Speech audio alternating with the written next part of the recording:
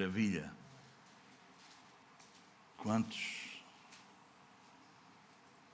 Quantos podem dizer que eu amo a Deus, amo adorar a Deus, amo a sua igreja?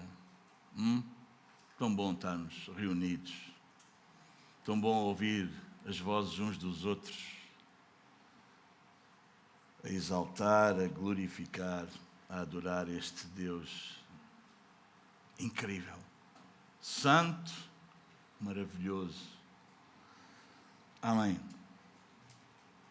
Meus amados, estamos a estudar a carta do apóstolo Paulo, que ele escreveu a quem? A Tito. E já vamos muito à frente, não é? Não. Capítulo 1, já vamos para o verso 10. Muito bem. Vamos fazer a leitura?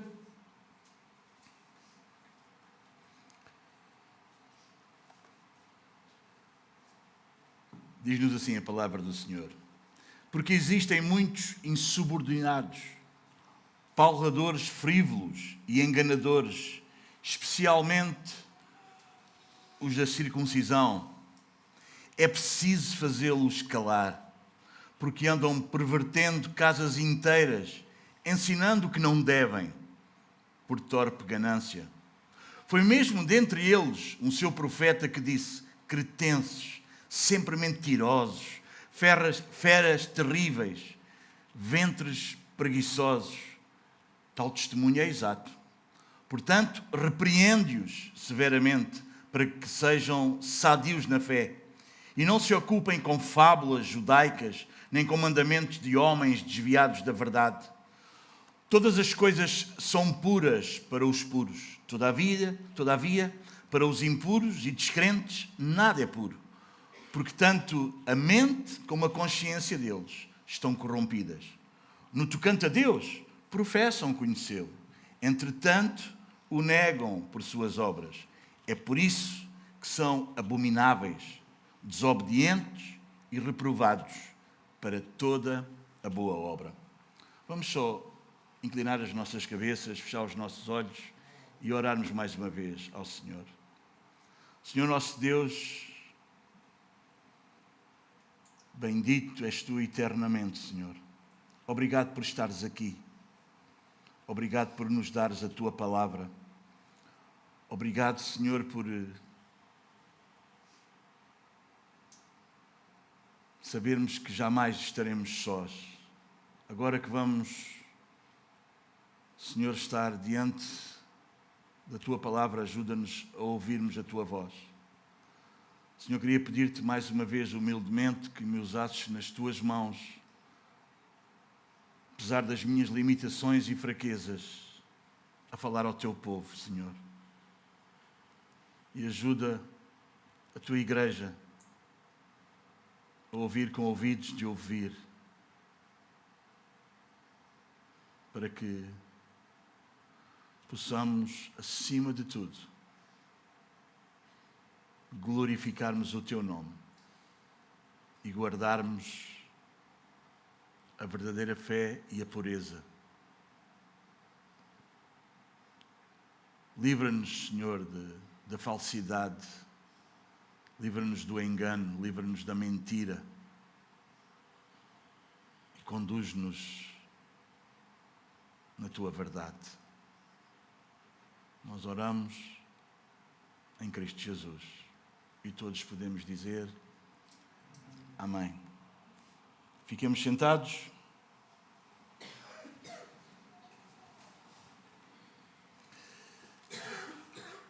Esta carta do apóstolo Paulo a Tito, ela revela o coração pastoral, amoroso do apóstolo.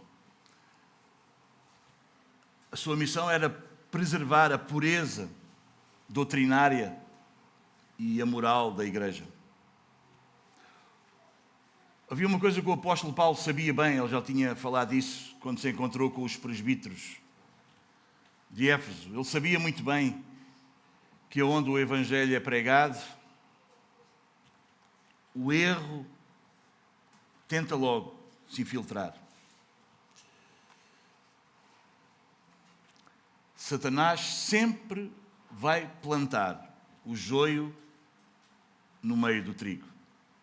Em Mateus, no capítulo 13, se vocês quiserem ir lá rapidamente, dos versículos 24 ao 30, nós encontramos a parábola do joio que nos diz: outra parábola lhes propôs, dizendo: o reino dos céus é semelhante a um homem que semeou boa semente no seu campo. Mas, enquanto os homens dormiam, veio o inimigo dele e semeou o joio no meio do trigo e retirou-se. E quando a erva cresceu, produziu fruto e apareceu também o joio. Amém? Então é claro, é nítido, não é? Que é assim o reino, onde existe uma igreja verdadeira. Aliás, deixa-me usar uma frase de Martinho Lutero. Ele diz: onde Deus edifica a sua igreja, o diabo constrói sempre uma capela ao lado. Não se entendem? Hoje em dia, meus amados irmãos, não só no tempo de Lutero, mas hoje em dia, as igrejas enfrentam a mesma ameaça: a infiltração de falsos mestres, pessoas que afirmam até conhecer a Deus, mas negam-no pelas suas obras. Vivemos dias em que muitos falam sobre Deus, mas poucos se submetem à sua palavra. Em Mateus, no capítulo 7, no Sermão do Monte, bem lá no final do Sermão do Monte, no capítulo 7 de Mateus,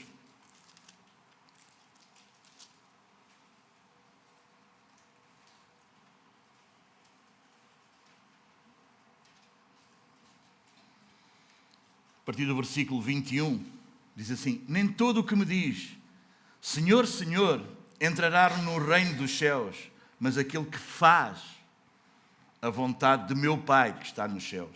Muitos naquele dia hão de dizer-me: Senhor, Senhor, porventura não temos nós profetizado em teu nome? E em teu nome não expelimos demónios? E em teu nome não fizemos muitos milagres?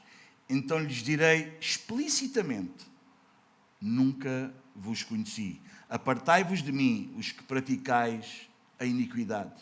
Todo aquele, pois, que ouve estas minhas palavras e as pratica, será comparado a um homem prudente que edificou a sua casa sobre a rocha. E caiu a chuva e transbordaram rios, sopraram os ventos e deram com ímpeto contra aquela casa, que não caiu, porque fora edificada sobre a rocha. E todo aquele que ouve estas minhas palavras e não as pratica, será comparado a um homem insensato, que edificou a sua casa sobre a areia. E caiu a chuva, e transbordaram rios, e sopraram os ventos, e deram com ímpeto contra aquela casa, e ela desabou, sendo grande a sua ruína. Então, o apóstolo Paulo, aqui nesta carta a Tito, e não só, ele vai instruir Tito como é que ele devia lidar com esses enganadores, com esses falsos mestres. E o que nós percebemos, meus amados, é que a instrução que o apóstolo Paulo dá a Tito não era para que ele fosse tolerante com eles. Pois não? Não era que ele fosse tolerante, mas que com autoridade, e a autoridade do pastor, vocês já sabem qual é, não é porque ele tem o título de pastor, é se ele está baseado na palavra. A autoridade do pastor não é ele próprio, a autoridade do pastor é a palavra. Se ele não estiver de acordo com a palavra, acabou a autoridade. Ele pode dizer que é pastor, ou seja lá o que for, mas não tem qualquer autoridade. Então a autoridade é doutrinária, não é? E essa doutrina tem que ser pura. Amém? E é isso que Paulo diz a Tito. Reparem, ele diz: porque existem muitos insubordinados, palradores frívolos e enganadores, especialmente os da circuncisão. É preciso fazê-los, não vamos ser tolerantes com eles, é isso? É preciso fazê-los calar, porque andam o quê? Pervertendo Casas inteiras. Claro, porque é que aqui está casas inteiras? Porque muitas reuniões, muita da igreja na altura se reunia nas casas. Vocês entendem? Eles andavam pervertendo casas inteiras, ensinando o que não devem, por torpe ganância. Então, nestes versículos 10 e 11, nós vemos o perigo, como é perigoso, não é? O perigo dos falsos mestres. Vamos ver a natureza deles. Paulo usa 3 termos muito precisos. Olha o que Paulo diz. Eles são o quê? Insubordinados. O que é alguém insubordinada? É alguém que é rebelde, que não obedece à autoridade. Vamos a Hebreus. Um bocadinho aqui à frente, já. Seguir a Tito. Hebreus.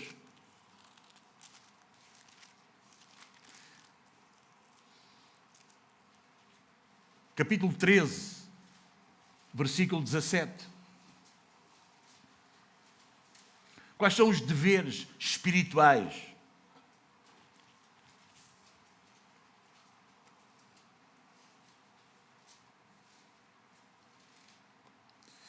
Talvez o 7 e o 17, podíamos ler todo, mas como vocês depois querem almoçar e isso, então vamos ser mais...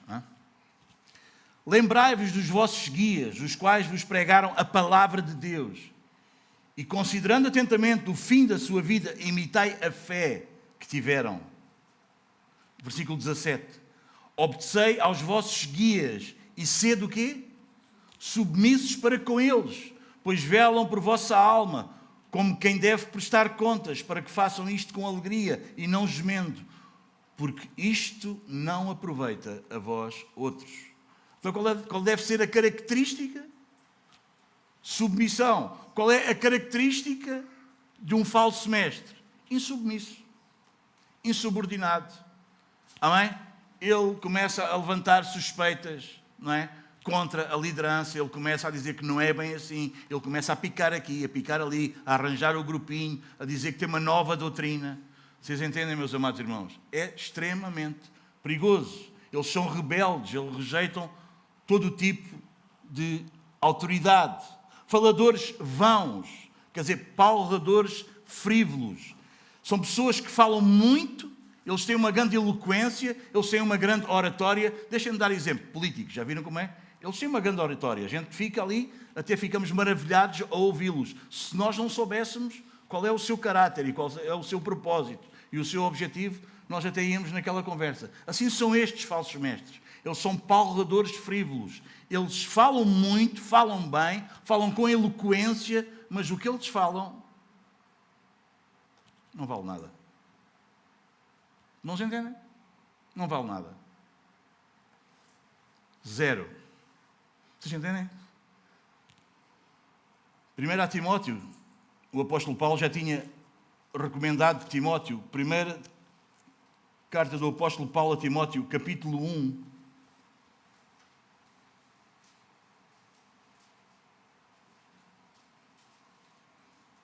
Olha o que Paulo vai dizer. Quando nós estudamos a Timóteo, nós vimos detalhadamente estes versículos, mas vamos só relembrar. Desviando-se algumas pessoas destas coisas, bom, temos que ir atrás.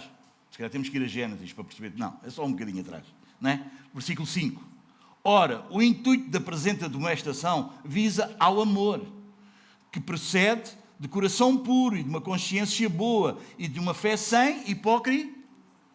Desviando-se algumas pessoas destas coisas, do quê?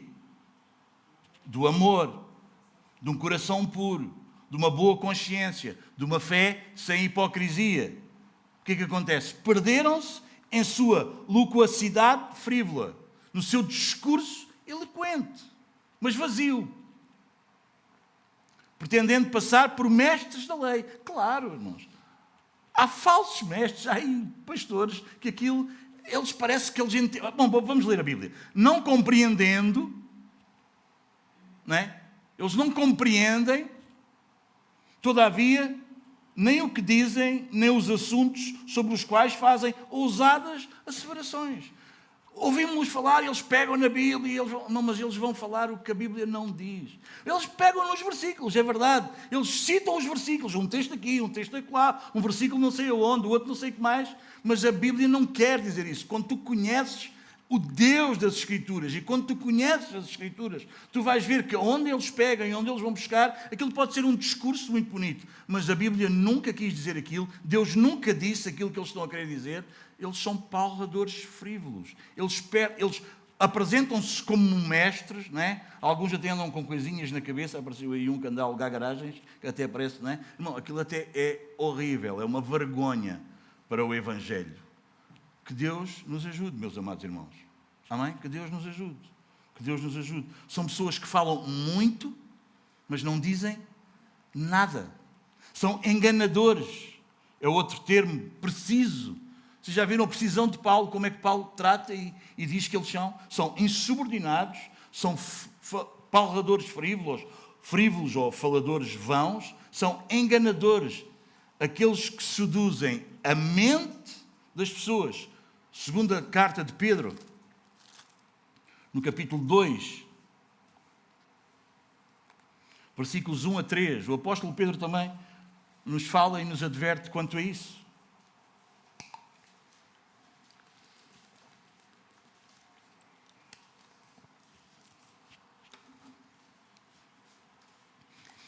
Assim como no meio do povo surgiram falsos profetas, assim também haverá entre vós falsos mestres, os quais introduzirão dissimuladamente heresias destruidoras, até ao ponto de renegarem o soberano Senhor que os resgatou, trazendo sobre si mesmos repentina destruição. E muitos seguirão as suas práticas libertinas, e por causa deles será infamado o caminho da verdade. Também, movidos por avareza, farão comércio de vós com palavras fictícias. Para eles o juízo está lavrado há longo tempo, não tarda. A sua destruição não dorme. Amém, meus amados? Amém? Estes homens usam linguagem espiritual, mas são movidos pela carne. Fazem isso por torpe ganância. Às vezes por posição, por status, por dinheiro, por tanta coisa. Amém, meus amados irmãos? Eles têm uma linguagem espiritual, mas eles não são movidos pelo Espírito de Deus. Eles são movidos pela carne. É por isso que eles também têm um povo que é carnal. A sua audiência não são discípulos. A sua audiência é gente interessada. É gente que é movido pela mesma ganância dos seus pregadores, dos seus mestres. Amém? Eu, há um tempo atrás, eu estava um pouco confuso. E eu acho que cheguei a desabafar com a igreja na altura. Eu ficava bastante incomodado com pessoas que estão sendo enganadas nessas coisas que chamam a igreja e as pessoas estão a ser enganadas. E como é que é possível as pessoas serem enganadas, não é? Vêm, se confessares que estás curado, tu ficas curado. Se deres 100, recebes 200, não é? E eu digo, como é que é possível estas pessoas andarem nessas igrejas, não é? Que têm o nome de igreja, que de igreja não têm nada, vocês entendem esses falsos mestres, e estas pessoas enganadas, e até um dia que eu ouvi uma pregação de Paulo Washer e ele diz, o espírito que move esses pregadores e esses pastores é o mesmo espírito que habita nas suas audiências, porque eles buscam o mesmo. Ninguém vai dar 10 para receber 100 se não tiver a mesma ganância daquele que está a enganá-lo para dar 10 ou 100. Amém? Ninguém que conhece o Deus vivo vai acreditar que Ele quer que tu confesses, não é? Que estás curado quando tu estás doente. Não é? E mesmo que doa, tu não podes dizer que dói, senão arruína a tua fé, destrói a tua fé. Irmãos, que Deus é esse? Não é o Deus das Escrituras. Isso são maquinações da carne. Amém? Ninguém que conhece as Escrituras acredita que vem para a igreja que tudo vai dar certo, tu és empregado, vais ser patrão, tu tens... andas de autocarro, vais ter carro próprio. Essas pessoas são movidas pela mesma ganância, pelo mesmo engano. Eles são enganadores, não é? E estes que nós vimos aqui, na altura, eles transtornavam casas inteiras, ensinando o que não convém, por torpe ganância. É verdade, eles edificam, eles conseguem construir. Alguns até têm espaços, eu não queria utilizar o nome de igreja, mas têm igrejas enormes, mas eles destroem as pessoas. Fala com uma pessoa dessas. Tem uma conversa próxima dessa pessoa. E essa pessoa é completamente alucinada. essa pessoa vive completamente fora da realidade. Essa pessoa não consegue ter um discurso minimamente saudável. Vocês entendem? As suas famílias sofrem por causa da sua religiosidade, por causa do seu engano. Vocês entendem? É perigoso, meus irmãos. Eles corrompem a consciência e eles fazem do Evangelho um negócio. Eles fazem da fé como se fosse um mercado. Amém, meus amados? Segunda carta aos Coríntios 2.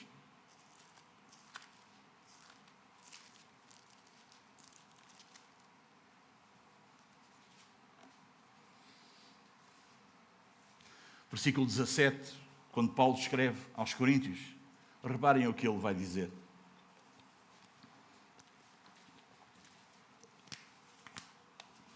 Não é novidade agora, alguns pensam, se calhar é agora, surgiu esta igreja e a outra, não é? Não, sempre existiu. Segunda carta aos Coríntios, capítulo 2, versículo 17, diz assim, porque nós não estamos como tantos outros, mercadejando a palavra de Deus, quer dizer, fazendo negócio, não é? Fazendo dela um mercado, a palavra de Deus. Antes, interessante, eu gosto deste versículo, e vocês sabem que eu gosto. Em Cristo é que falamos na presença de Deus, com sinceridade, e da parte do próprio Deus. Todo um pastor que se deve achar digno desse nome, deve ter essa perfeita consciência. Quando está, não é só atrás do púlpito, na sua vida, mas ninguém deve estar atrás deste púlpito não tendo a perfeita consciência que está a falar da parte de Deus, na presença de Deus. Deus está presente. Amém, meus amados irmãos? E todos nós sabemos que nós podemos falar muita coisa de outra pessoa quando a pessoa não está presente. Mas quando a pessoa não está presente, nós reduzimos o discurso. Nós falamos com mais cuidado. Porquê? Porque essa pessoa pode desmentir o que nós estamos a dizer acerca dela. E eu acho que em muitos lugares desses, irmãos, eles conseguem ter esse discurso enganador, terrível, insubordinado. Esse discurso vazio. Sabem porquê? Porque esses lugares são Icabod. A glória foi-se. Deus não está lá. Deus já era, meus amados irmãos. E eles falam o que querem. Eles saltam, eles fazem pinotes. Eles apresentam-se, eles fazem do púlpito não um altar. Hoje o púlpito já não é o altar, já não é um lugar de consagração. Hoje o púlpito é um palco de exibição, onde vem uma carrada de gente assistir a um espetáculo. Eles preparam um programa para quem vem. Isso não é a igreja, irmãos. Isso é outra coisa qualquer. Isso é outra coisa qualquer.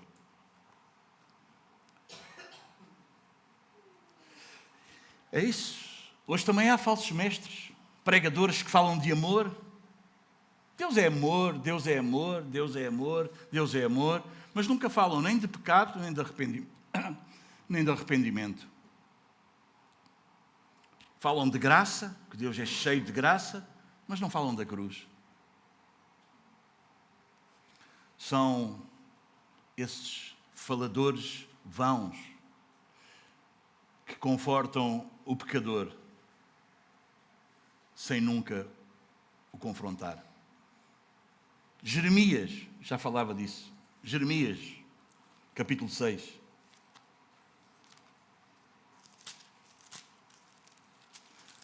Versículo 14.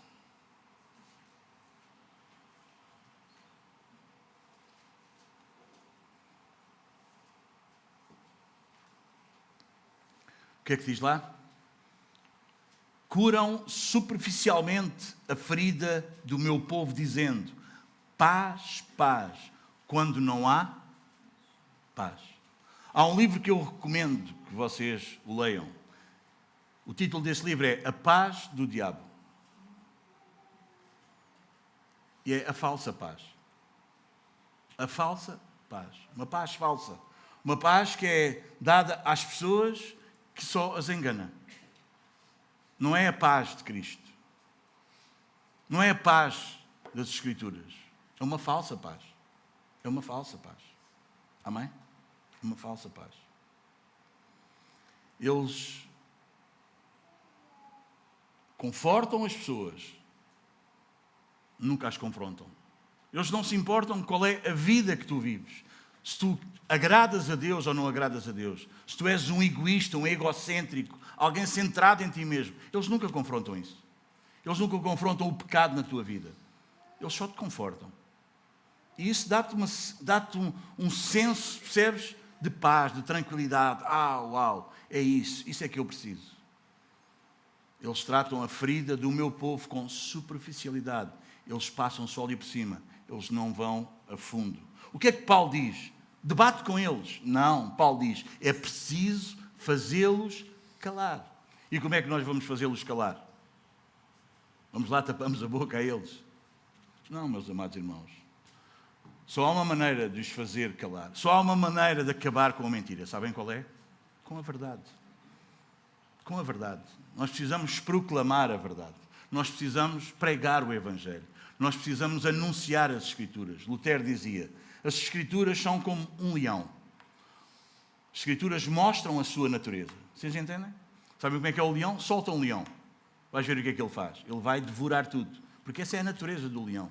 As Escrituras é isso. Basta soltar as Escrituras. Basta pregar as Escrituras. Basta ser fiel às Escrituras. Basta anunciar o que está escrito nas Escrituras. E as Escrituras farão o seu trabalho. Uns para salvação, outros para condenação. A palavra de Deus nunca volta para trás vazia. Para uns nós seremos o bom cheiro de Cristo. Para outros nós seremos o quê? Cheiro de morte. Eles não podem connosco nem um bocadinho. Está tudo bem com isso. É assim. É a vida. Amém, meus amados? Amém? O pastor, o dever do pastor, irmãos, é proteger o seu rebanho. Em Atos 20, uma passagem que eu citei há pouco, Atos 20,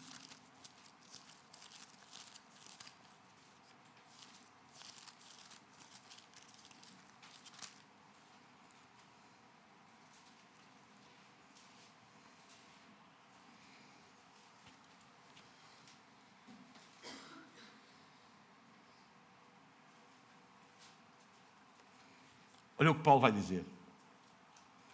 Ele não era como os falsos mestres, os falsos pregadores, que viviam centrados nele mesmo.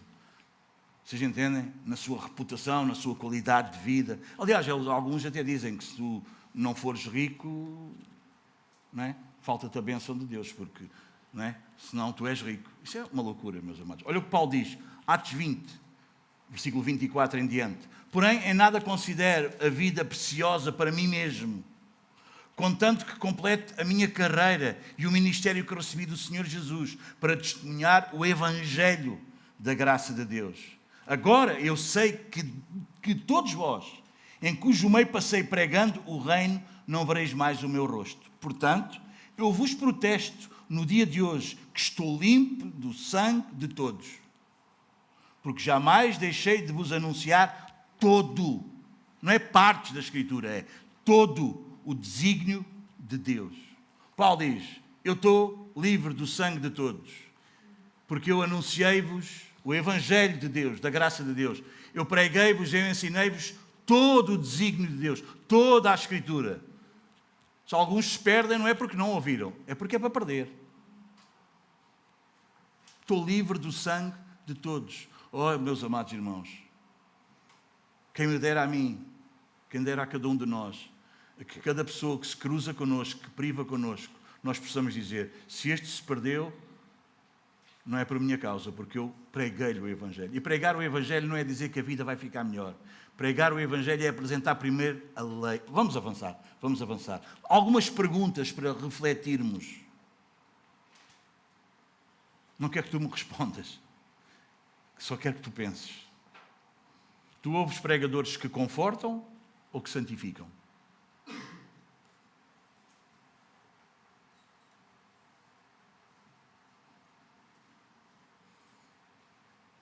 Quando tu vais ao YouTube, quando tu ouves pregações, ouves os que confortam ou os que santificam?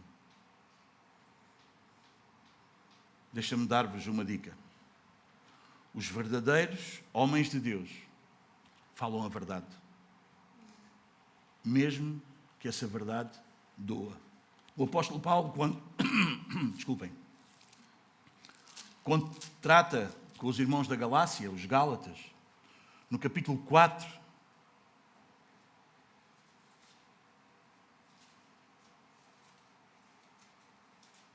ele fica perplexo com a reação deles. Eles o tinham recebido da primeira vez, ele diz que ele até se encontrou com eles com uma enfermidade, talvez nos olhos, não sabemos bem, não é? E eles receberam, não puseram em causa o facto de ele ser enfermo, ser um homem de Deus, eles receberam com toda a atenção.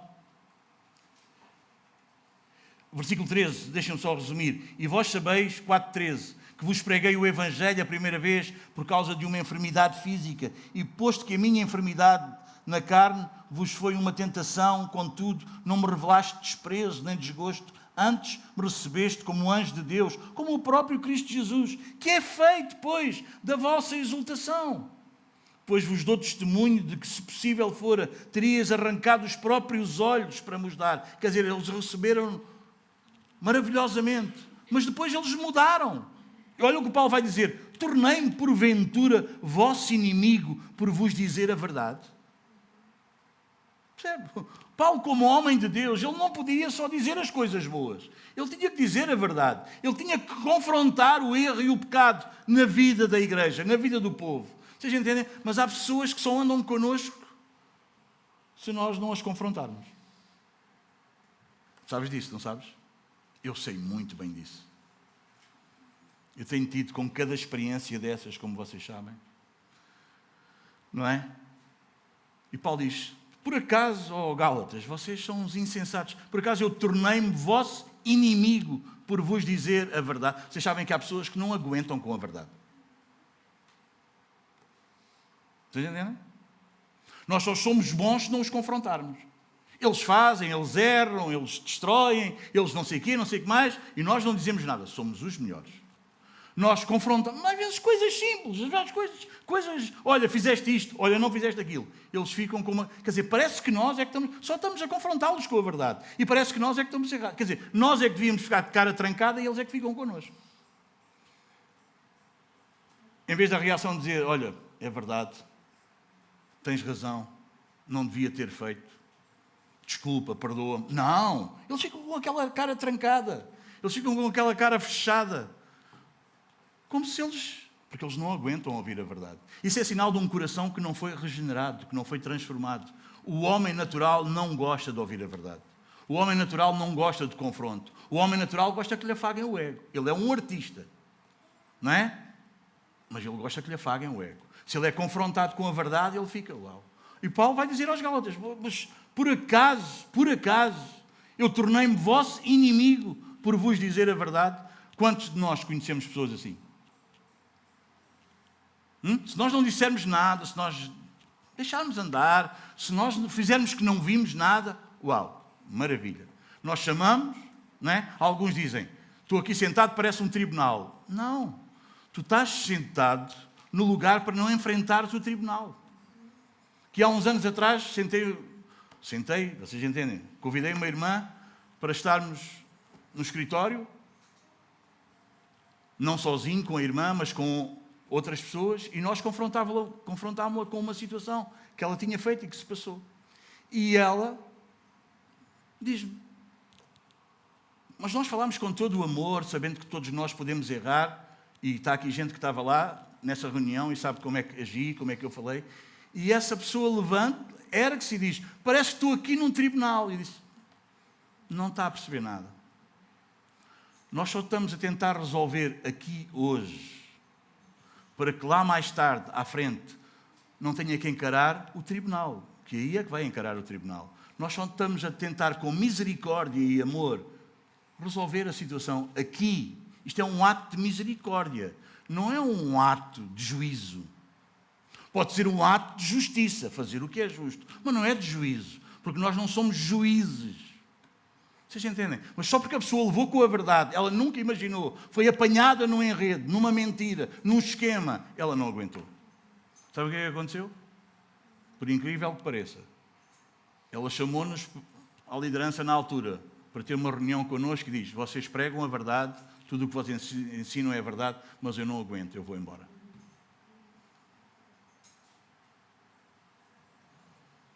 Isso foi o que disse a nós. O que disse depois de sair, eu não sei. Mas ainda bem que não sei, que também só me fazia mal. Os irmãos entendem?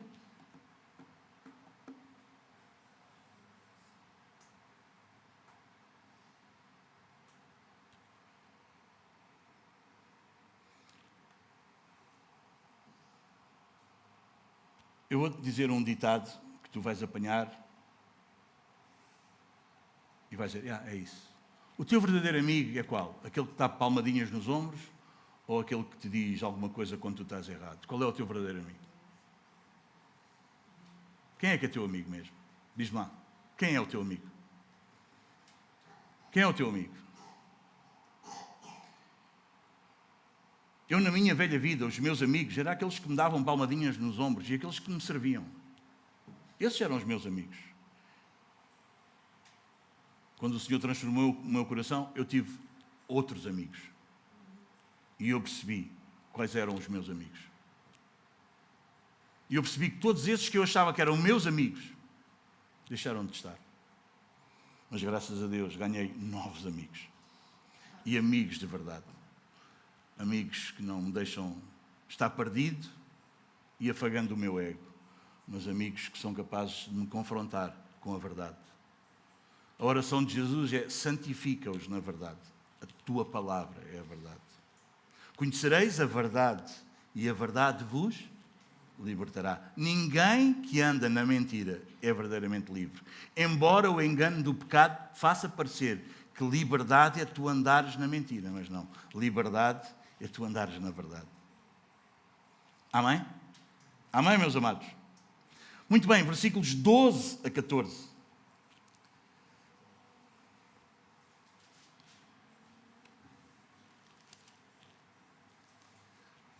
Foi mesmo dentre eles um seu profeta que disse: cretenses sempre mentirosos, feras terríveis, ventres preguiçosos. Tal testemunho é exato. Portanto, repreende-os severamente, para que sejam sadios na fé, e não se ocupem com fábulas judaicas, nem com mandamentos de homens desviados da verdade. É um problema, irmãos. A cultura corrompe.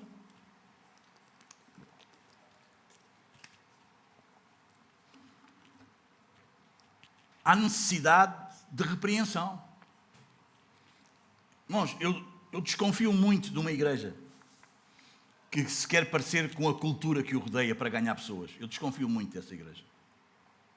Fico muito preocupado. Quando tens que te vestir como os outros se vestem, tens que saltar como os outros saltam, tens que dançar, não é? Tens que ter aquele aspecto todo para ver se ganha. Irmão, eu não sei qual é a vossa experiência, e a minha experiência vale o que vale, não é Bíblia, é a minha experiência. Não é Bíblia, não estou a dizer que isto é bíblico, estou a dizer a minha experiência. Quando eu vim da vida das drogas e da miséria onde eu andava, e o Senhor me salvou e me colocou na igreja, e transformou o meu coração, eu não queria encontrar drogados. Não quer dizer que eu odiasse os drogados, eu andei atrás dele para os ajudar, mas eu não queria encontrar drogados na igreja. Eu não queria encontrar pessoas que tivessem os mesmos hábitos que eu tinha, da mentira. Sabe o que eu queria encontrar na igreja? Gente pura e gente santa. Porque era isso que o meu coração, renovado pelo Espírito Santo de Deus, me dizia que a igreja era. Tanto que quando eu percebia que alguma coisa não era esse padrão, eu ficava, sabem como? Escandalizado.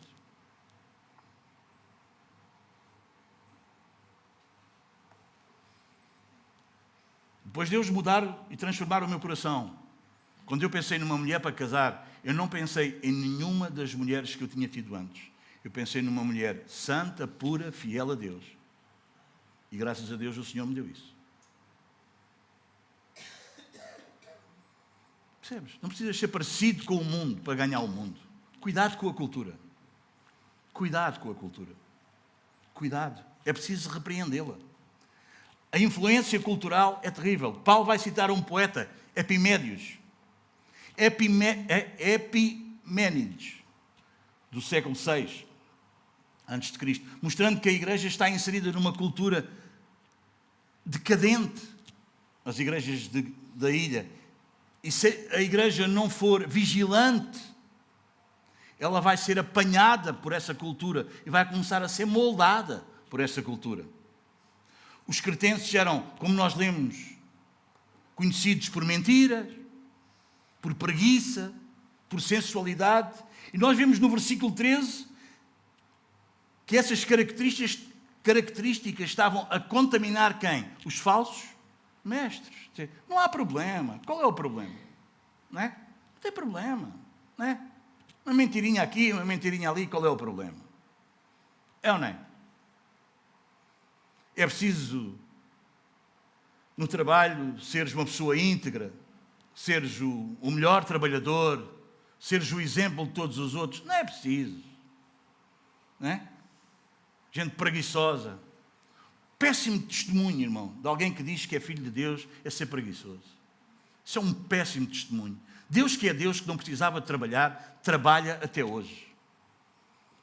É um péssimo testemunho. Aliás, se nós formos ver, as Escrituras condenam a preguiça extremamente. Preguiça é um pecado. Amém? É incrível, meus amados irmãos, mas eles estavam a ser contaminados por isso. Qual era a finalidade da repreensão do apóstolo Paulo? É importante nós percebermos isto. A palavra aqui repreende indica uma correção com um propósito redentor. Não era algo vingativo. Quando Paulo diz no versículo 13, tal testemunho é exato, quer dizer, isso está a acontecer. É isso mesmo que está a acontecer. Portanto, repreende-os severamente. Mas de que maneira? Para que sejam o quê? Sadios na fé. Não era uma vingança, pessoal. Não era vinga-te deles. Não. É repreende-os como? Com a palavra.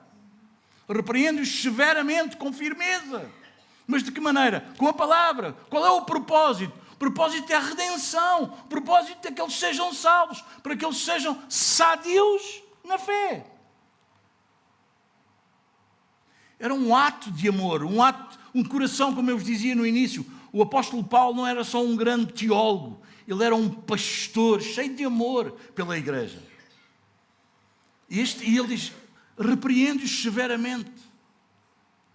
Mas qual é o propósito, qual é o objetivo? Para que eles sejam pessoas sadias, saudáveis na fé.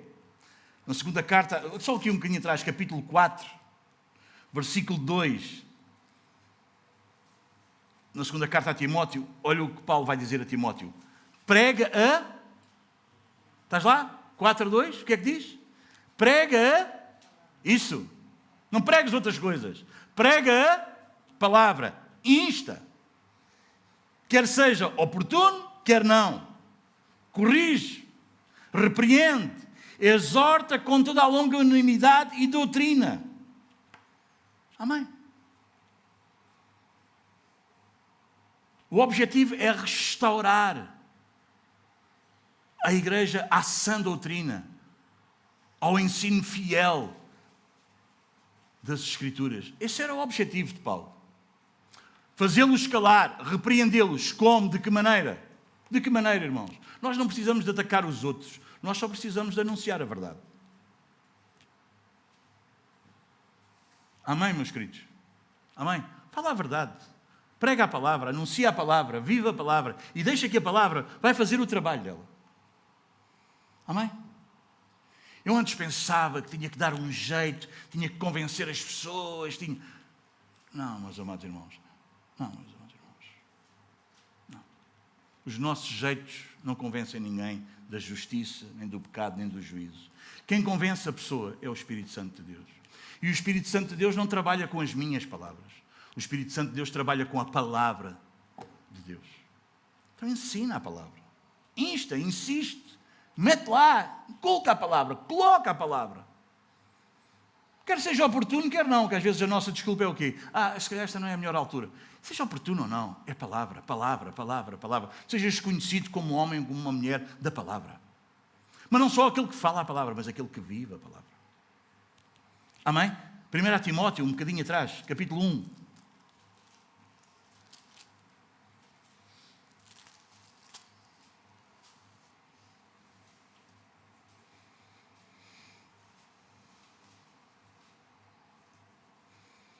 Versículos 18 e 19, olha o que Paulo vai dizer a Timóteo. Este é o dever que te encarrego, ó filho Timóteo, que segundo as profecias de que antecipadamente foste objeto, combate, firmado nelas, o bom combate, mantendo a fé e a boa consciência, porque alguns, tendo rejeitado a boa consciência, vieram a naufragar na fé. Não, é quando tu abres a palavra, quando tu meditas a palavra, quando tu ouves a palavra e tu tens uma boa consciência. Amém? Alguns por abandonarem isso. Sabe o que é que aconteceu? Eles desviaram-se da verdade. Capítulo 6.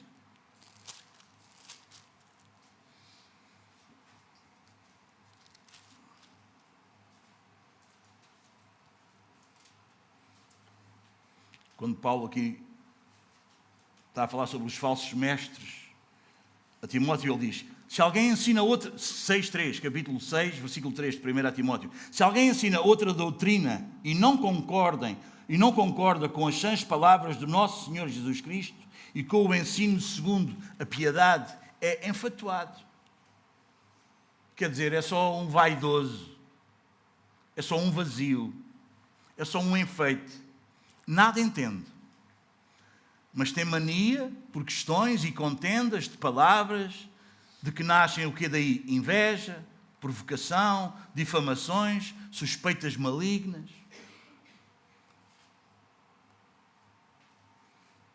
O objetivo de Paulo era a sã doutrina. Ele era levar a igreja à sã doutrina, ao ensino fiel das Escrituras. Estes falsos mestres misturavam o Evangelho com as tradições humanas. Já acontecia com os fariseus na altura de Jesus. Em Mateus 7, 16 a 19, vocês podem ver isso. Paulo denuncia este sincretismo espiritual que substitui a verdade por invenções religiosas. Na carta aos Colossenses, ele vai nos dizer algo interessante. Capítulo 2, versículo 8.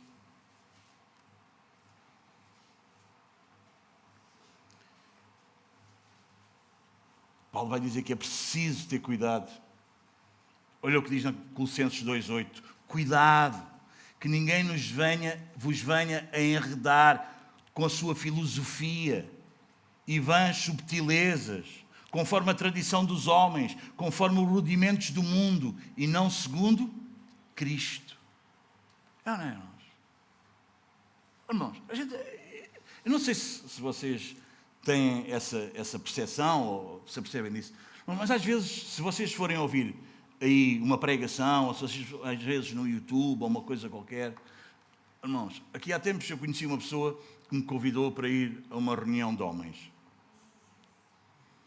E depois eu fui ver no como é que se chama aquilo? O Instagram dele, não é? Alguns trechos de pregações que ele publicava. Oh, irmãos, e aquilo era só falar sobre finanças, sobre não sei o quê, sobre filosofias humanas, rudimentos deste mundo, que podíamos contratar eu nunca sei dizer essa palavra, um coach, eu estou mesmo espetacular. E ele ia dizer a mesma coisa. Vocês percebem? Eles usam a Bíblia para falar disso. Não falam a Bíblia para expor isso. Eles usam a Bíblia para falar disso. Irmãos, isso é horrível. É fugir disso. A igreja moderna está cheia disso, irmãos. Está cheia de fábulas, de autoajuda. Não, tu não precisas de autoajuda. Tu precisas de ajuda do alto. Mandamentos de marketing. Estão cheias disso, meus amados irmãos.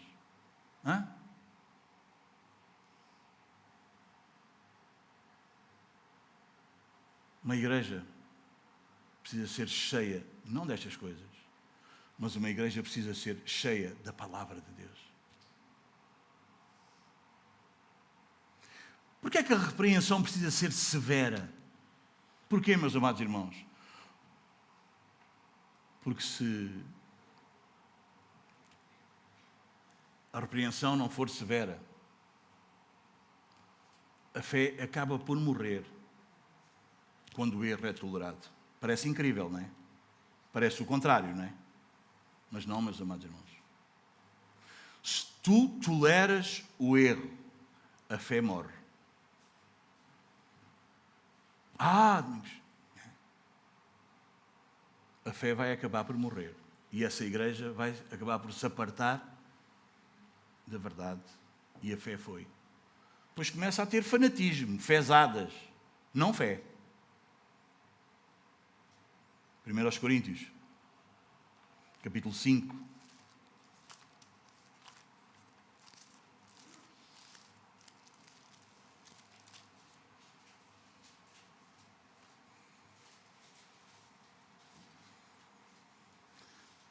Sabe o que é que aconteceu na igreja de Corinto? Havia um homem lá que estava a ter relações com a mulher do próprio pai, com a madrasta. E os coríntios estavam a deixar aquilo andar. Estavam a tolerar o pecado, o erro. Olha o que Paulo vai dizer. Podia ler toda esta história, estou só a dar assim um resumo. Olha o que Paulo vai dizer quando se tolera o erro, o pecado na igreja. Versículos 6 e 7. Não é boa a vossa jactância, quer dizer, estava tudo bem para eles, não é? Isso acontecia, mas estava, não, nós estamos bem, nós somos, não é? Nós amamos as pessoas, não é? Nós somos tolerantes, não é? E Paulo vai dizer, não é boa a vossa jactância. Isso não é fé, isso é jactância, isso é um vazio.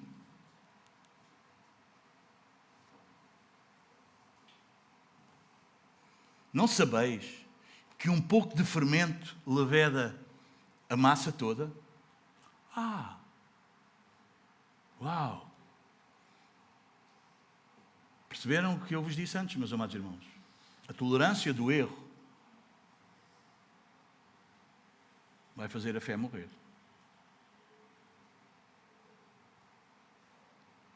Lançai fora o velho fermento, para que sejais nova massa, como sois de facto, sem fermento, pois também Cristo, nosso Cordeiro Pascal, foi imolado. Meus amados irmãos, nós precisamos ser uma massa sem fermento.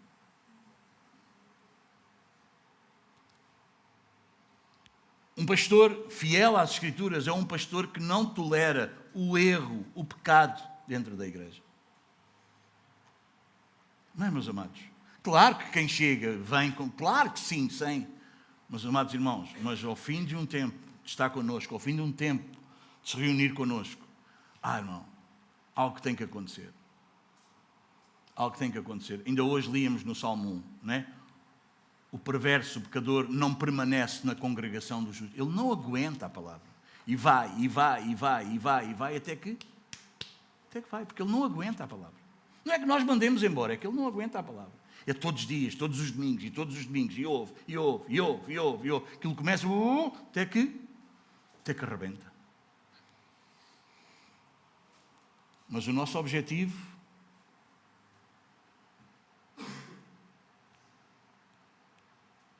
não é de maneira nenhuma acumularmos pessoas.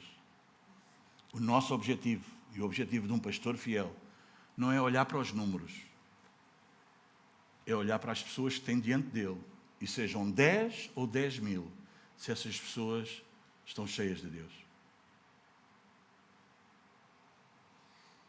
Esse é o cuidado do pastor. Amém? Esse é o cuidado do pastor. O falso mestre não se preocupa-se em ter uma grande igreja. E eu não estou a dizer isto porque somos poucos. Está bem? Não é uma justificação porque somos poucos. Ele está... Não é isso. Estou-vos a falar as Escrituras. Estou-vos a falar a palavra.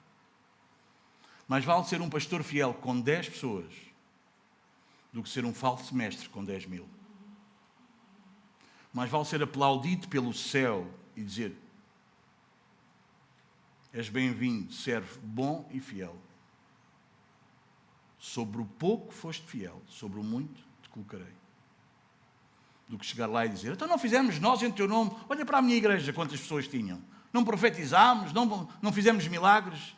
E Jesus dizer: não te conheço. Aparta-te de mim, praticaste iniquidade. O que é que tu escolherias? Amém, meus amados irmãos? Um pregador fiel não faz nenhum acordo com a cultura. Mas agora é assim. Sim, agora é assim, mas a Bíblia não é assim. Amém? Não, claro que não vamos ser extraterrestres, não é? Quadrados, que não sabemos, entendem isso? Mas, irmão, não. Eu cheguei a enviar, há pessoas aqui que eu cheguei a enviar a outra igreja para irem ver como é que eles faziam para receber pessoas.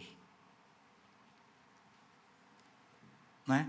Porque havia uma igreja da moda que tinha muita gente, não é? Que recebia pessoas e com cartazes e não sei o quê. Então vai lá pessoal, não é? Gente da recepção, ia lá, não é? Mandámos para lá para ir ver como é que eles faziam, porque uau, aquilo era fantástico. Eles recebem tão bem pessoas.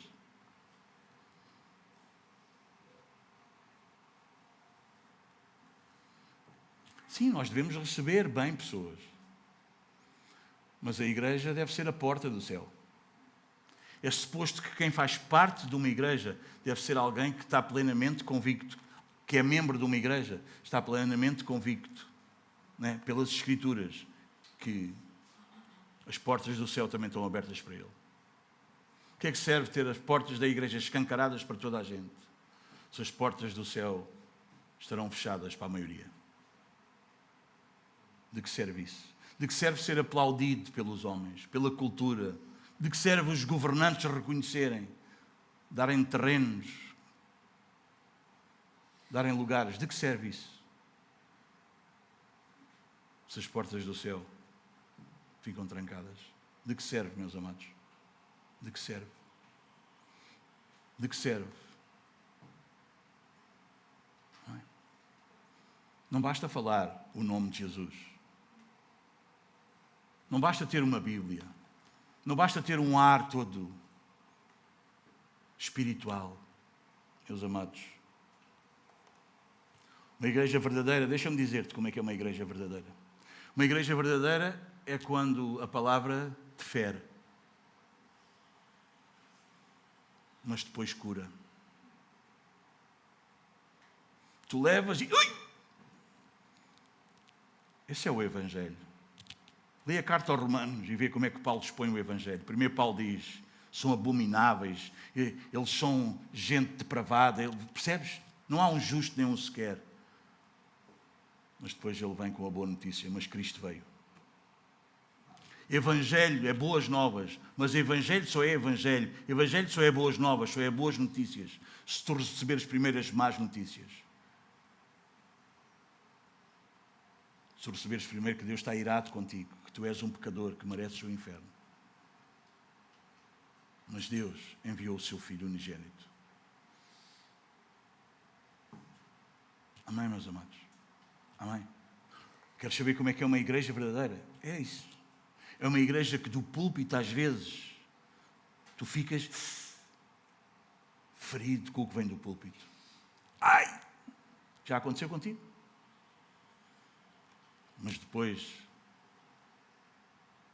se é Deus que abre a tua ferida, se é Deus que abre a ferida, fica descansado, que é Ele que a vai curar. Às vezes é preciso cortar, tirar o que lá está, para depois voltar a sarar. É isso que Deus faz. Não é isso que o Senhor faz com a sua palavra? Não é isso que Ele tem feito vez após vez connosco? O homem natural gosta, como eu volto a dizer, do seu ego afagado. Ele não gosta de ser confrontado. Ele não gosta de ser... Mas é quando acontece o confronto, é quando a ferida é aberta, que tu tens a oportunidade de ser curado. Porque a mesma palavra que abre a ferida, o mesmo Deus que abre a ferida, é o Deus que cura. Louvado seja Deus. Bom, versículos 15 e 16.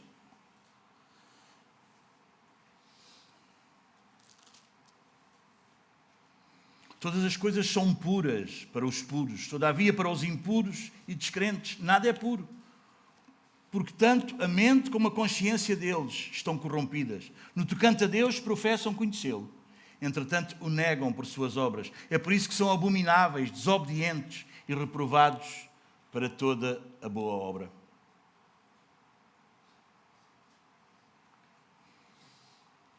O teste da verdadeira pureza, da verdadeira fé. Vamos ver a pureza interior. A falsa religião enfatiza muito o exterior, o teu aspecto.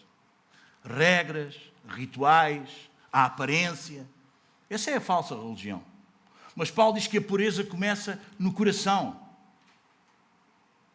Para os puros todas as coisas são puras. Ou seja, para um cristão nascido de novo, regenerado, ele vai enxergar o mundo, ele vai ver as coisas à luz da santidade de Deus. Mas para os impuros e descrentes, nada é puro. Porquê? Porque a corrupção está neles. Mateus 23.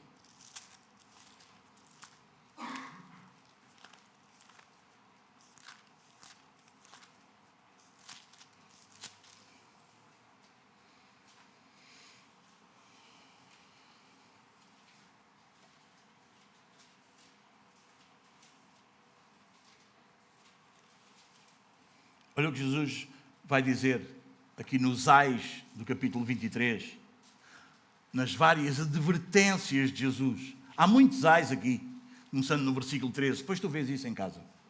Podíamos ver agora, mas como eu já estou a pregar há uma hora, depois vês isso em casa, está bem? Mas dos versículos 25 em diante, diz: ai, é outro ai. Ai de vós, escribas e fariseus, hipócritas, porque limpais o exterior do copo e do prato, mas estes por dentro estão cheios de rapina e intemperança. Fariseu cego, limpa primeiro o interior do copo, para que também o seu exterior fique limpo. Ai de vós, escribas e fariseus, hipócritas, porque sois semelhantes aos sepulcros caiados, que por fora se mostram belos, mas interiormente estão cheios de ossos, de mortos e de toda a imundícia. Assim também vós, exteriormente pareceis justos aos homens, mas por dentro estáis cheios de hipocrisia e de iniquidade. Esta é a falsa religião. Esta é a falsa religião. É horrível, meus amados irmãos. Ambos, a mente do descrente, a mente do não regenerado, a mente daquele que não nasceu de novo, tanto a mente como a consciência dessas pessoas estão contaminadas. Efésios capítulo 4 explica-nos isso muito bem.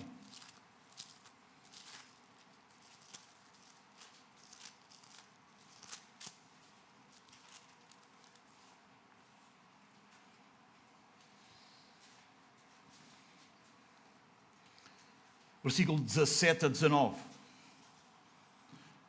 É a santidade cristã em oposição à dissolução do mundo. Isto, portanto, digo, e no Senhor testifico, que não andeis mais como também andam os gentios. Como é que eles andam? Na vaidade dos seus próprios pensamentos. Eles acham-se fantásticos. Obscurecidos de entendimento. Alheios à vida de Deus. Porquê? Por causa da ignorância em que vivem. E pela dureza do seu coração. Os quais, tendo se tornado insensíveis, se entregaram à dissolução para com avidez cometerem toda a sorte de impureza. Mas não foi assim que aprendestes a Cristo. Interessante. Que aprendestes a Cristo. Não é que aprendeste com Cristo. Nós não aprendemos regras. Meus amados irmãos, nós não aprendemos doutrinas. Nós aprendemos a ser essa pessoa. A obra que Deus faz em nós não é fazer de nós eloquentes ensinadores, eloquentes pregadores, gente que sabe as regras todas e ensina-as como ninguém, não. O apóstolo Paulo dizia: eu sofro, eu sinto dores de parto de haver Cristo formado em vós. Paulo vai dizer: aprendeste a Cristo. Não é regras, não é comportamentos, não é o exterior, é a pessoa. A pessoa. A obra que o Senhor está a fazer nas nossas vidas é fazer-nos conforme à imagem do seu próprio Filho. É essa pessoa. É esse ser completo. Louvado seja Deus. A mente, o nous, é o centro da razão. A consciência, o seu nedesis, em grego, é o senso moral da pessoa. Ora, quando ambos, tanto a mente como a consciência, estão corrompidos, o homem vai fazer o quê? O que diz lá em Isaías, capítulo 5, podes ver. O homem vai chamar ao mal bem e ao bem mal. Olha aí em Isaías, capítulo 5.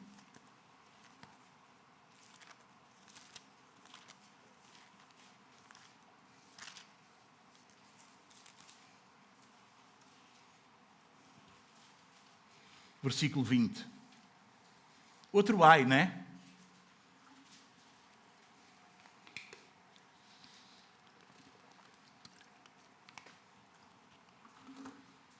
Lembram-se quando Jesus perguntou aos discípulos: quem dizem os homens que eu sou?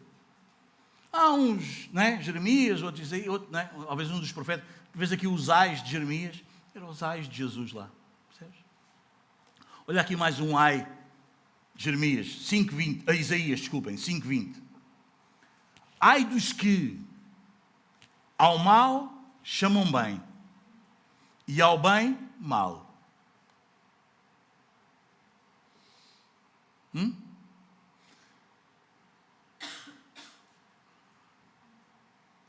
Hoje está a decorrer a contagem, não sei se já acabou, de um ato eleitoral de um grande clube, temos que reconhecer. Já bateu o recorde de gente que vota e por aí fora. Qual é o critério para eleger aquele presidente? Eu hoje de manhã estava a falar com o Dani e eu estava a dizer: as pessoas não querem uma pessoa correta, justa, verdadeira. As pessoas querem que o clube ganhe. Qual é o critério para eleger um presidente da Câmara? Não é ele ser correto, justo, senão o Luís Altino não ganhava nenhum. As pessoas chamam ao bem, mal. E ao mal, bem. Percebem? Desde que me trate bem, desde que eu não é? Desde que eu, olha, ele não é lá muito aquela coisa, mas não faz mal, também faz bem. Será? Ai dos que ao mal chamam bem e ao bem mal, fazem da escuridade luz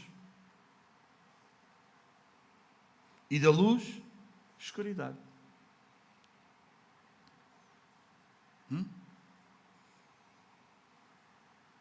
Se ninguém souber, está tudo bem, não é? É isso, é por aí que vai. Esse é o caminho que deves seguir. Se conseguires e ninguém souber, uau! O problema não é roubar, é ser apanhado. Nunca ouviste isso? Não está na Bíblia.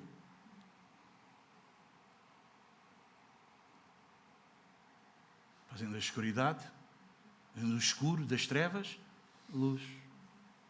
E da luz, trevas. Agora estou de certinho, pá. O que é isso? Então qual é o problema? O que é que tem?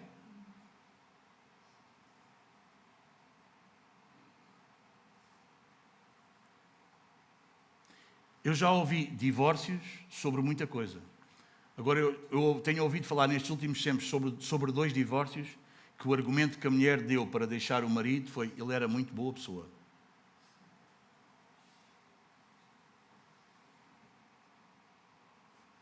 Não viram essas notícias?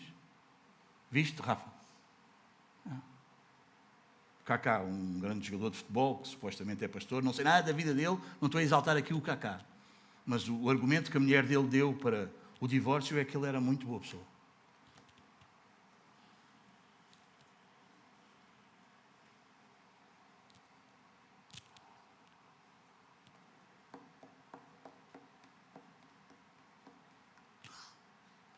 Estes são os dias que nós vivemos. As trevas, luz. A luz, trevas. Põem o amargo por doce e o doce por amargo.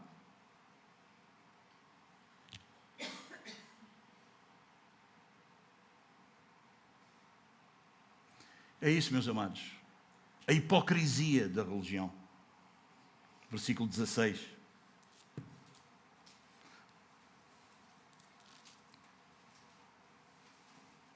No tocante a Deus, O que é que eles dizem? Professam, eles dizem, eles declaram, eles confessam, professam conhecê-lo.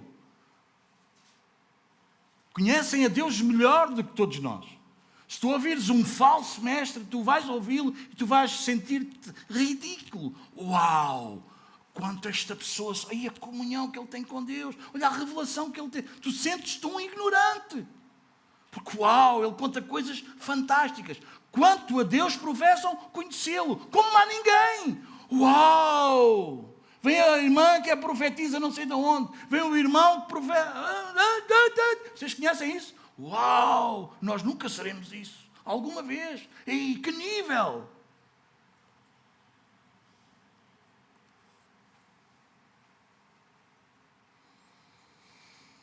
Aqui é que está o problema. Profissão sem obediência. Confessam conhecê-lo, mas não lhe obedecem.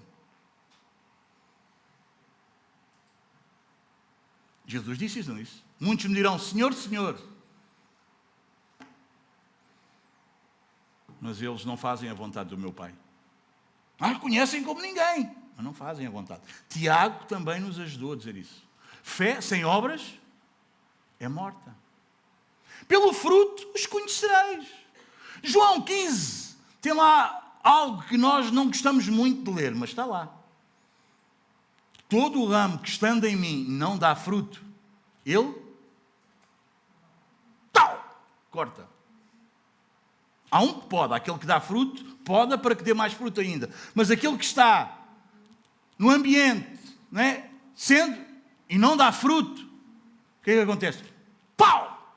Corta. Não há muitos pregadores a pregar João 15 aí. Porque isso é mais incómodo, não é? Corta, ninguém quer ser cortado. Mais uma vez, Paulo vai dizer, eles são abomináveis. São repulsivos diante de Deus. Deus odeia pessoas assim. Provérbios 15, 8.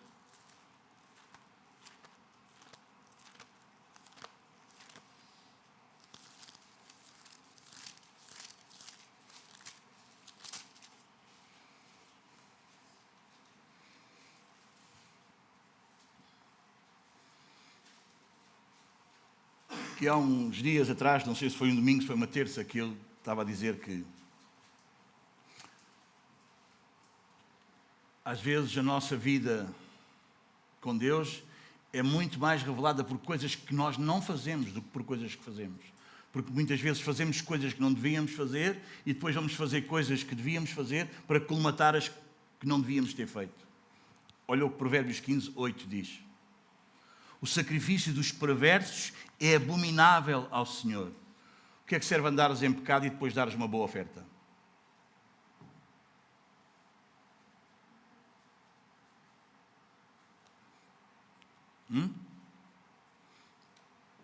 Às vezes a oferta aumenta conforme o pecado. Isso é abominável para Deus. Guarda o teu dinheiro. Aliás, como eu já ensinei, nós nem aceitamos ou não aconselhamos a ninguém que não seja crente a dar oferta. Porque o que Deus quer dessa pessoa não é a oferta dele, é o coração dele. E nós, como igreja, temos que ser uma expressão de Deus. E às vezes algumas pessoas que vivem uma vida desregrada, sem querer saber de Deus para nada, mas depois chegam ainda a um grande dízimo, uma grande oferta, como se isso aplacasse. Não, a reforma acabou com as indulgências. Amém? Quem nos visita, que não é crente, nós não queremos a sua oferta. Porque nós sabemos que o que Deus quer dessa pessoa não é a oferta dele. Isto não quer dizer que nós temos muito, que somos ricos, não precisamos de nada como igreja. Não é isso. Quer dizer que nós temos que ser uma expressão do Evangelho de Jesus Cristo. E não é dando uma boa oferta, é entregando o teu coração. O clamor de Deus para o perverso, para o incrédulo é: filho meu, dá-me o teu coração. A restauração para um pecado cometido não é ler mais a Bíblia, não é chorar mais. Não é isso, meus amados irmãos. É arrependimento, é abandono do pecado e volta para Deus. Sincera. não emocional. Amém? Eles são abomináveis, repulsivos. No Salmo 50, 21, vai aí só um bocadinho atrás.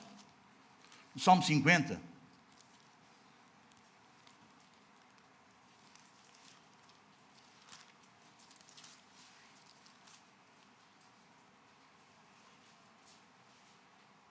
Porque Deus às vezes não age logo. Vocês entendem? Algumas pessoas pensam que podem fazer o que querem fazer e são aceitos na mesma por Deus.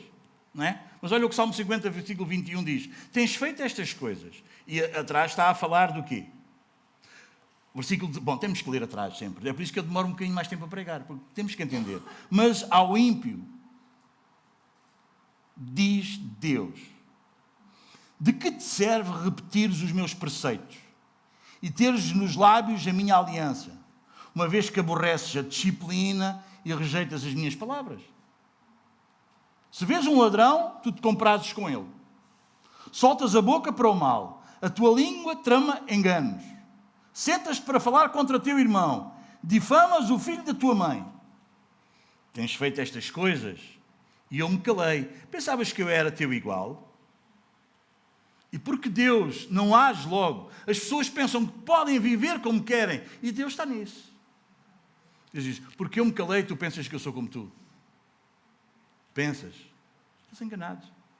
Mas eu te erguirei e porei tudo à tua vista. Quer dizer, isso vai ter tratamento. Isso vais ter que prestar contas de tudo isso.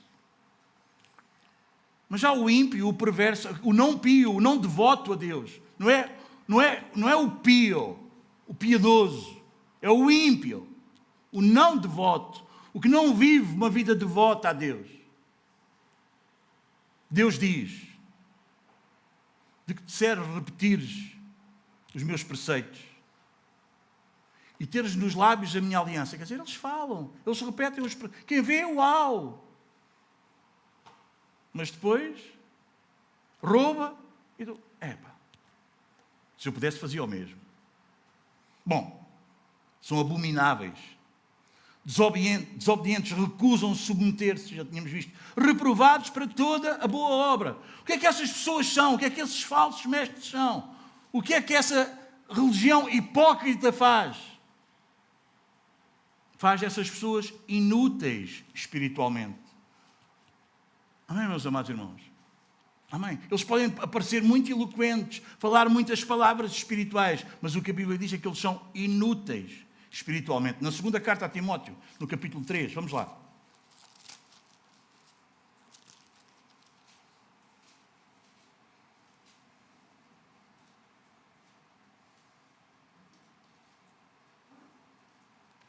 Fala de Janes e Jambres, capítulo 3, versículo 8. E de modo porque Janes e Jambres resistiram a Moisés, também estes resistem à verdade. São homens de todo corrompidos na mente, réprobos quanto à fé. São pessoas inúteis espiritualmente.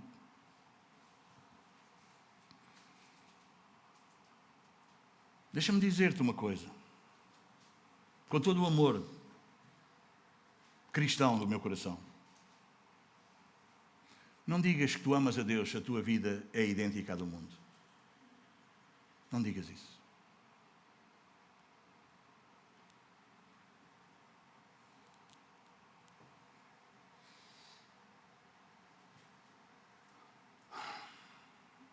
Não digas que tu amas a verdade se tu a ignoras no teu dia-a-dia.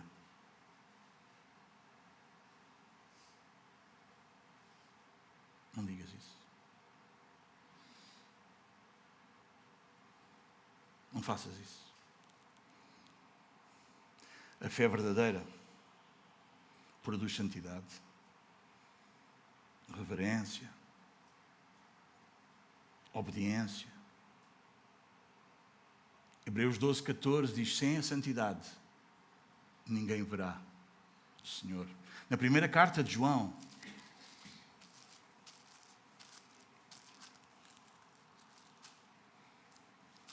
capítulo 2,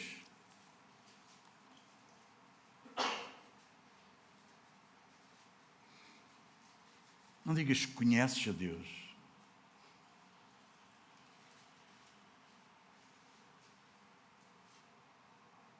se tu não amas a verdade. Na primeira carta de João, no capítulo 2, versículos 3 a 6, diz assim o apóstolo João: ora, sabemos que o temos conhecido por isto.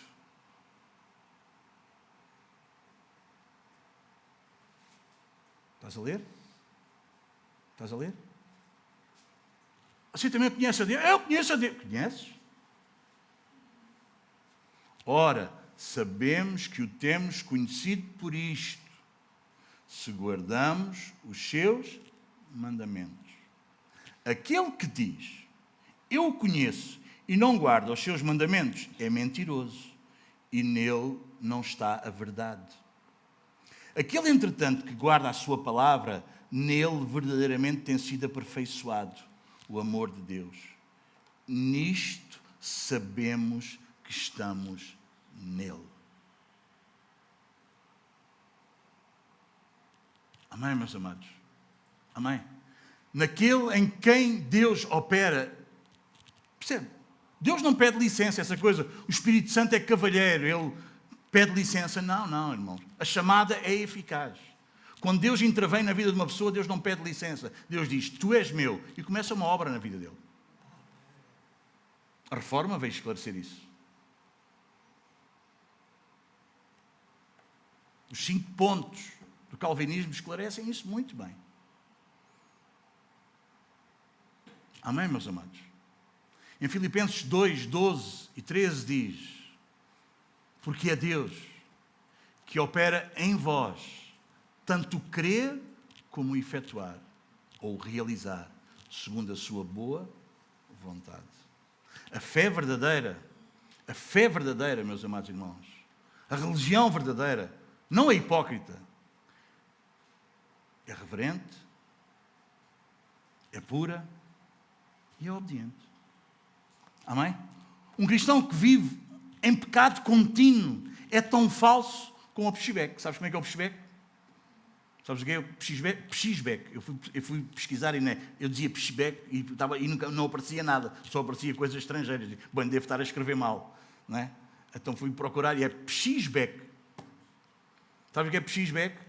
É ouro pintado, é falso. Parece mesmo ouro. E um crente, um cristão que vive um pecado contínuo, é tão falso como esse ouro. Mateus, no capítulo 7, versículo 16.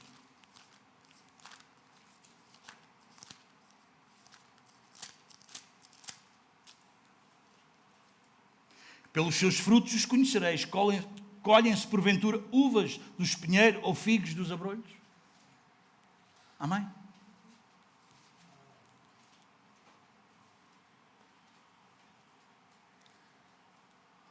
Mais umas perguntinhas para nós refletirmos e para tu refletires.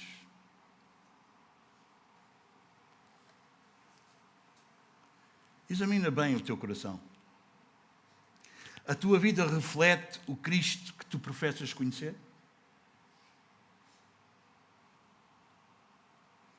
Tu falas de Deus ou vives para Deus e com Deus? Há uma grande distância.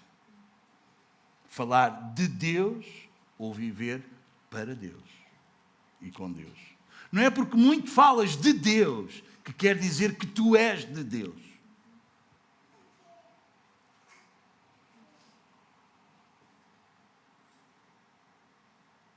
Tu vives para Ele e com Ele. Então a conclusão é que este texto de 10 a 16 de Tito, do primeiro capítulo, diz-nos que a Igreja deve ser fiel e pura na sua doutrina e na sua conduta. Bem longe da ideia de alguns de hoje em dia, Deus não busca, como alguns, igrejas populares. Deus busca igrejas fiéis.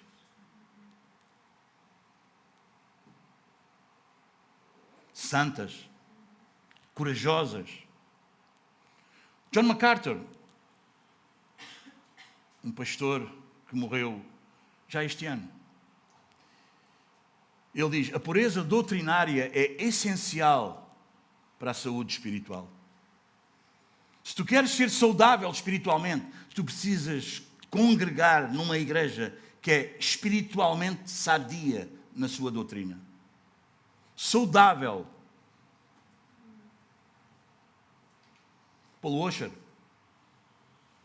outro pregador incrível, ele tem esta frase que eu não poderia deixar de vos mostrar. Sem santidade e arrependimento, todo o conhecimento é apenas condenação acumulada.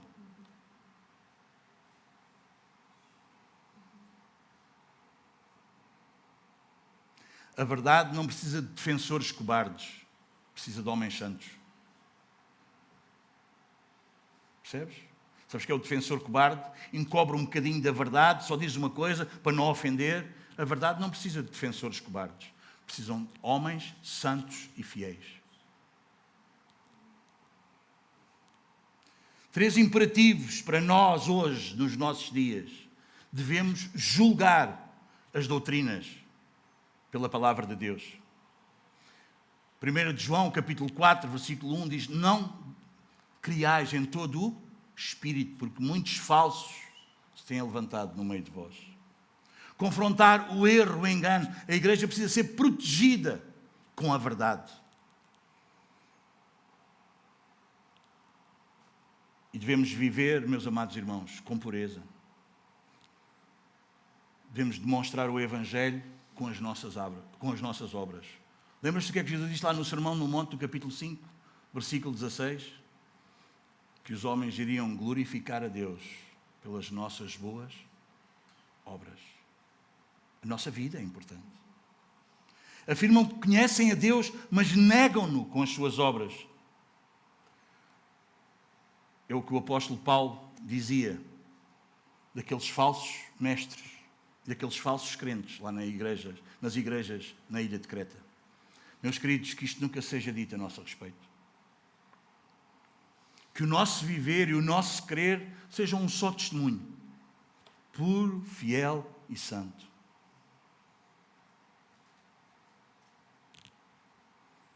Nós somos uma igreja reformada. Nós defendemos a pureza na doutrina. Mas isso não é um orgulho teológico, meus amados irmãos. Antes, pelo contrário, é um zelo pela glória de Deus. O crente reformado busca precisão teológica. Não para vencer os debates, mas para adorarmos a Deus corretamente. Por isso, essa doutrina pura é a expressão do amor por Deus. Não há como, meus amados irmãos, quem ama a Deus, ama a verdade. Podes ver 2 Tessalonicenses 2,10, eu não vou ler, mas poderás ver em casa. Que eles perderam-se porque eles não amaram a verdade. Eles até falavam da verdade, gostavam de ouvir a verdade, mas eles não amavam a verdade. John Owen vai nos dizer, erros doutrinários, por menores que pareçam, não é por menores, é por menores, pequeninos, que pareçam, são uma afronta à majestade de Deus, pois deturpam a sua glória. Judas, versículo 3, porque é só um capítulo, então no versículo 3 diz, lutai diligentemente pela fé que uma vez foi entregue aos santos. Nós precisamos fazer isso. Apocalipse capítulo 2, versículo 5 diz, a igreja que perde a verdade, perde também a sua lâmpada. Em Apocalipse diz, vê de onde caíste e arrepende-te, não ser que eu tire meu candelabro do meio de vocês. A igreja que perde a verdade, perde a sua lâmpada, perde a sua luz. Ela perde a sua função. Ela não ilumina, não é mais luz e sal na terra. Ela é outra coisa qualquer, mas ela perde completamente a sua função. Que o Senhor tenha misericórdia de nós. Que o Senhor nos ajude, meus amados irmãos. A pureza doutrinária não é opcional. Não é uma coisa que nós escolhemos sim ou não, queremos ou não. Não, meus amados. É uma questão de vida ou de morte eterna. Vamos orar ao Senhor.